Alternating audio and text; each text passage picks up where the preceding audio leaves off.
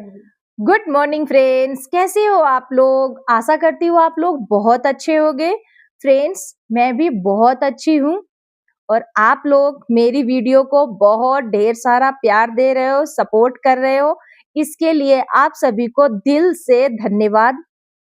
Friends, आज हमारे यहाँ बहुत बारिश हो रही है और इस वजह से स्नोफॉल भी हो रहा है और वेदर बहुत ज्यादा ठंडा हो गया है, जिससे हम लोग आज कंटिन्यू अपने ब्लोवर के सामने ही बैठे हुए हैं।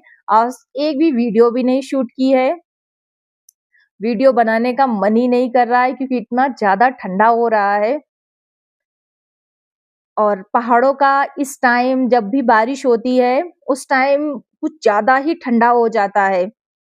तो आपको मेरा ब्लॉग कैसा लगा, इसके लिए आप लोग उसको लाइक, शेयर, कमेंट जरूर करना यदि आपको अच्छा लगे तो।